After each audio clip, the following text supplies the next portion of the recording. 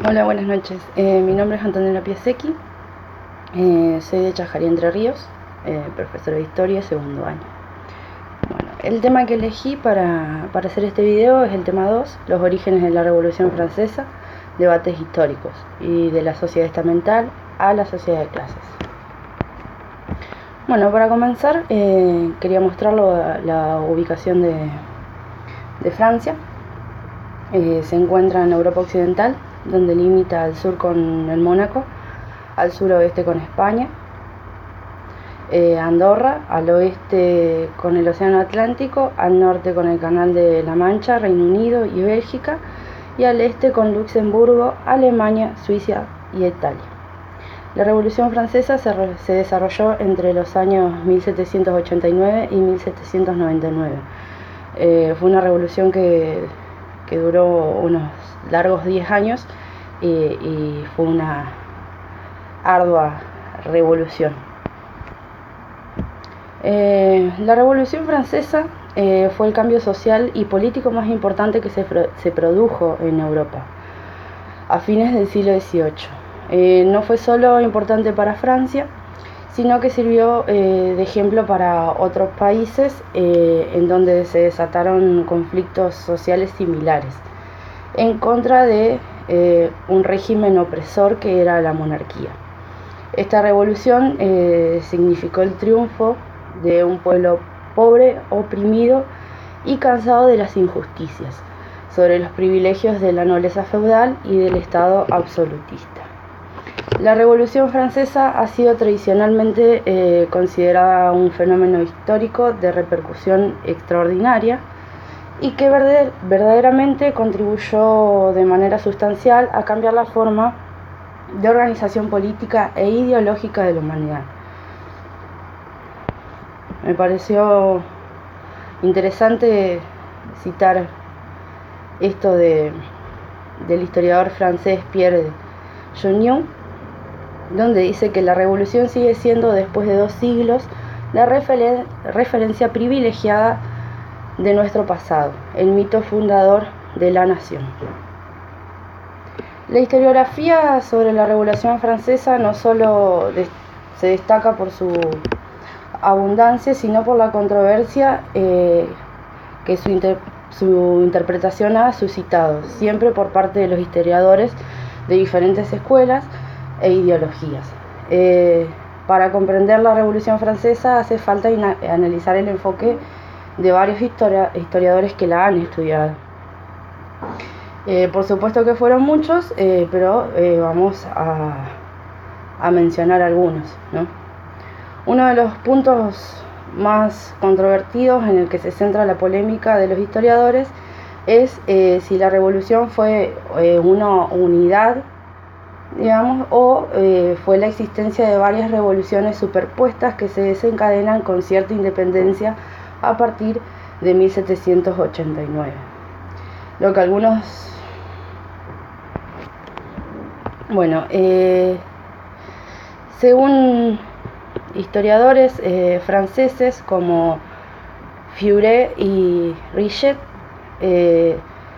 ellos que son de la llamada Escuela de los Anales, comenzaron a hacer un análisis del proceso y llegan a la conclusión de que en 1789 surgieron paralelamente 3 revoluciones diferentes: la de los diputados en Versalles, la de las capas bajas y pequeños burgueses en las ciudades, como en París, y la de los campesinos. Es importante considerar algunos factores. En primer lugar, hay que considerar que los motines de subsistencia que analizamos en el módulo anterior, que lo hemos estudiado y lo hemos trabajado, anticipan el modo de acción de los sectores populares.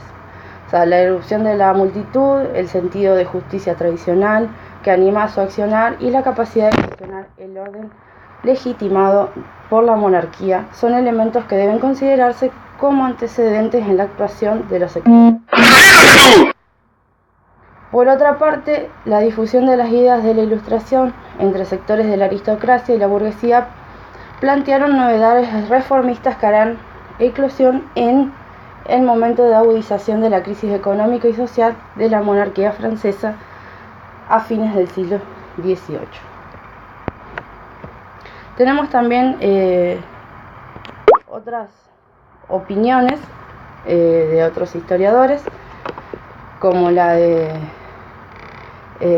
Guduyu, que afirmaba que para conocer verdaderamente la revolución habría que prescindir de tanta literatura histórica y acudir directamente a la documentación dejada por los actores y testigos de aquella época, es decir, los testigos que vivieron la revolución en primera persona, ¿no? En efecto, desde el mismo momento en que el fenómeno revolucionario fue tratado como objeto de análisis histórico, ha tomado una posición determinada, dándole interpretaciones diversas y a menudo contrapuestas. El hecho revolucionario de 1789 abrió desde el principio un violento debate e inauguró luchas políticas e ideológicas que se han prolongado durante décadas e incluso durante siglos. Desde el materialismo histórico tenemos a Albert Soubul, que sostenía que la Revolución Francesa era esencialmente una revolución burguesa que solo se explica en el último término por una contradicción entre las relaciones de producción y el carácter de las fuerzas productivas.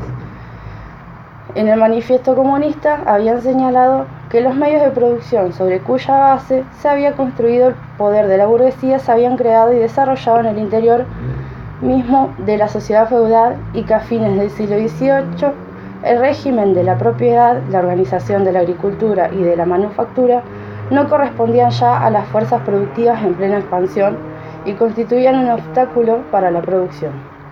Hacía falta romper las cadenas, escribían los autores del manifiesto, y se rompieron. Y desde el estructuralismo, que lo tenemos a Fourier, se dice que la revolución fue una revolución burguesa, en tanto que fue un arranque reformista liberal de las élites de los tres estamentos, un movimiento dirigido contra todo tipo de privilegios, que intentó el establecimiento de la igualdad y seguridad personal de la legislación. Una vez que se produjo el estallido de la revolución de 1789, los movimientos campesinos desarrollaron su propia dinámica, y a partir de 1792 para ellos comienza el deslizamiento de la revolución. No ven en las luchas políticas de 1792 a 1794 el punto culminante de la revolución burguesa, como ocurre en las interpretaciones marxistas, sino una interrupción de la revolución burguesa, un intermedio innecesario y sin consecuencias para la evolución del siglo XIX burgués.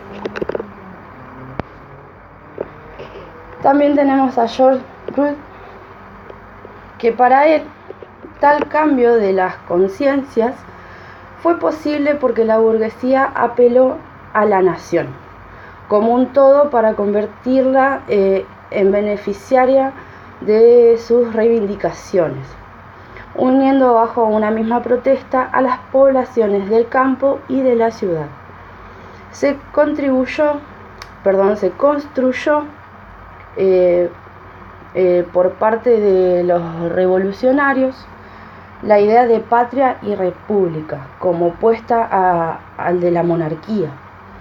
Por otra parte, el mensaje revolucionario fructificó debido a la rigidez de la monarquía, que se negaba a hacer concesiones y que se desempeñó desde el primer momento en aplastar la revuelta con ayudas de potencias extranjeras, ligando de manera fatal su destino con el del antiguo régimen.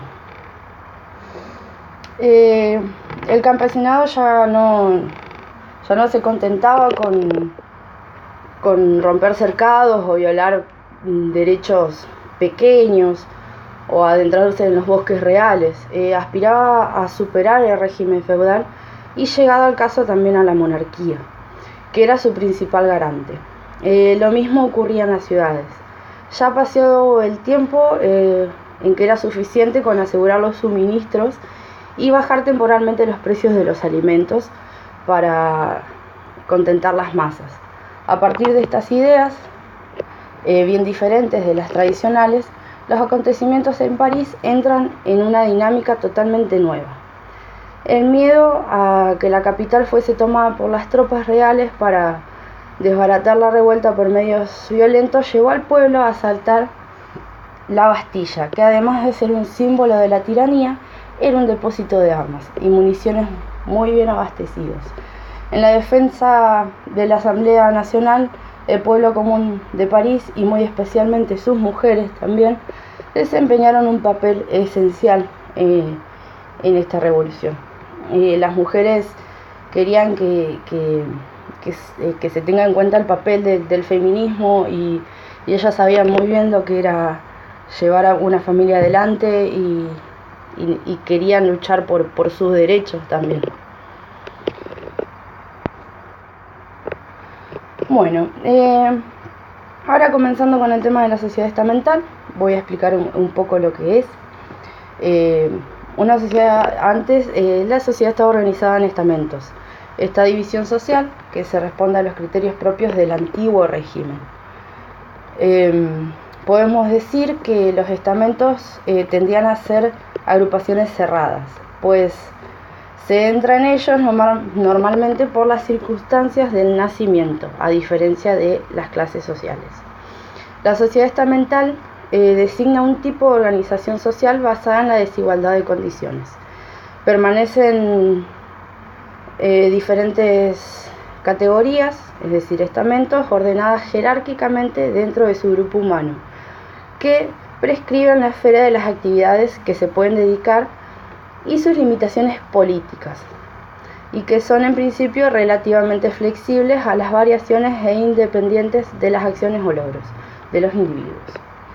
En esta sociedad estamental se encuentra un primer estado, que era la iglesia. Recibía de los campesinos el diezmo, es decir, la 10ª parte del producto de sus cosechas, y solo la iglesia podía legalizar casamientos, nacimientos, defunciones, y la educación estaba en sus manos. En un segundo estado encontramos a la nobleza, que era los dueños del 30% de las tierras. Ellos estaban eximidos de la mayoría de los impuestos y ocupaban todos los cargos públicos. Los campesinos le pagaban tributos y solo podían venderle sus cosechas a ellos. Y en el tercer estado encontramos, el tercer estado se comprendía del 98% de la población. Y su composición era muy variada. Por un lado estaba la burguesía, formada por los ricos financistas y banqueros que hacían negocios con el Estado. También los artesanos, funcionarios menores y comerciantes. Y por otra parte existían campesinos libres, muy pequeños propietarios, arrendatarios y jornaleros. El proletariado urbano vivía de trabajos artesanales y tareas domésticas. Finalmente estaban los siervos, que debían trabajo y obediencia a sus señores. El tercer estado carecía de poder y decisión política, pero pagaba todos los impuestos, hacía los peores trabajos y no tenía ningún derecho. La burguesía necesitaba tener acceso al poder y manejar un estado centralizado que protegiera e impulsara sus actividades económicas, tal como venía ocurriendo en Inglaterra. A fines del siglo XVIII y principios del siglo XIX se fue institucionalizando un sistema de clases o sociedad de clases. Paulatinamente fue perdiendo importancia la condición de nacimiento para ser desplazada por el lugar que ocupan en los grupos colectivos en el proceso de producción. La formación del sistema de clases depende del hecho de que sus funciones sociales sean independientemente de la existencia de una vinculación orgánica, mutuamente dependientes a un marco social mayor, en este caso el sistema capitalista. Es decir, la sociedad pasó a ser una sociedad de clases donde ya la diferencia no era por jerarquía, por nacimiento, digamos, sino que ahora se empiezan lo empieza a diferenciar la desigualdad económica. Es decir, se diferencia entre ricos y pobres. A continuación les dejo un cuadro para que puedan observar de lo que estoy hablando. Ahí se ve el antiguo régimen, que era desigualdad de estatus, es decir, estaban los privilegiados de nacimiento y los que no tenían privilegios. Y luego comienza una desigualdad jurídica y económica sobre todo, donde se diferencia entre ricos y pobres. Muchas gracias.